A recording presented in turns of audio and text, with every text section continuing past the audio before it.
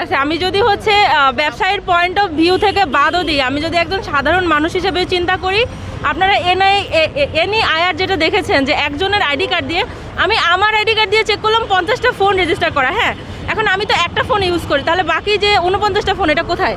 প্রথম প্রশ্ন আমার।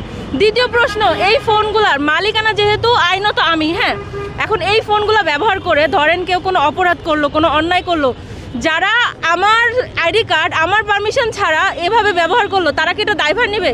কোনো অপরাধ করলে তো আমাকেই দায়ী করা হবে, তাই না? তো এটা গেল দুইটা পয়েন্ট। অ্যান্ড দেন এই যে এনআইআর যে ব্যবস্থাটা, এটা কিন্তু বিশ্বের অনেক দেশে আছে, আমরা জানি। আমি একজন এডুকেটেড পার্সন, আমি জাহাঙ্গীরনগরে মাস্টার্স করছি এই মুহূর্তে। সো আমি কিন্তু একজন সচেতন নাগরিক হিসেবেও যদি আমি চিন্তা করি যে এই এনআইআর কিন্তু আরও অনেক জায়গাতে আছে, বিশ্বের অনেক দেশে আছে, কিন্তু কেউ এইভাবে হঠাৎ করে জনগণ বা ব্যবসায়ী কারোর সাথে কথা না বলে কিন্তু কেউ বাস্তবায়ন করছে না। অ্যান্ড সেকেন্ড যেটা, এই যে মোবাইল বিজনেসের সাথে জড়িত ধরেন 25 লক্ষ মানুষ আছে, আমি নিজেও হচ্ছে একটা কোম্পানিতে জব করি।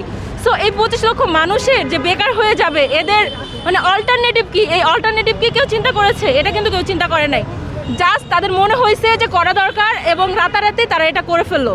এবং এখন আমরা যারা আসছি, রাস্তায় আসছি, আমার ভাইরা গতকালকে আসছিল, আপনারা জানেন যে গুলিবিদ্ধ হয়েছে, অনেকে গুলিবিদ্ধ হয়েছে, অনেকে আহত হয়েছে।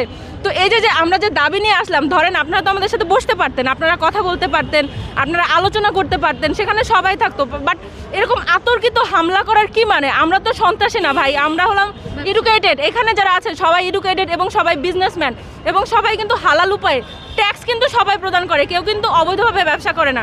তাহলে এই যে মনোপলি বিজনেসটা যে আপনারা সেট করতে চাইছেন, এটা কেন? এই এতগুলো আমি প্রশ্ন রেখে গেলাম।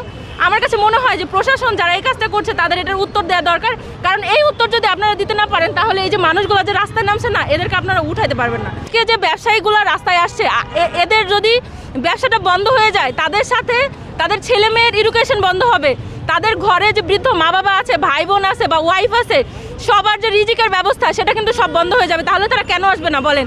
একজন মানুষের সাথে তো অনেকে জড়িত। অ্যান্ড কালকে যদি আপনারা ক্লিপগুলো দেখেন, তাহলে দেখবেন যে যারা মহিলা ছিল, মহিলাদের গায়ে পুলিশরা হাত দিচ্ছে। ভাই, এখন আমার কথা, আমরা একটা মুসলিম প্রধান দেশ, দেশের কোন আইনে লেখা আছে যে মহিলাদের গায়ে হাত দিবে, তাও একজন পুলিশ কর্মী হয়ে? এখানে তারা মহিলা পুলিশ নিয়ে আসতো, তাই না? মহিলা পুলিশ আনাটা কি এটা জরুরি ছিল না বা যৌক্তিক ছিল না? এখানে যে প্রশাসন যারা আসছে, তারা তো জানে যে পরিবার আসবে, বাচ্চা আসবে।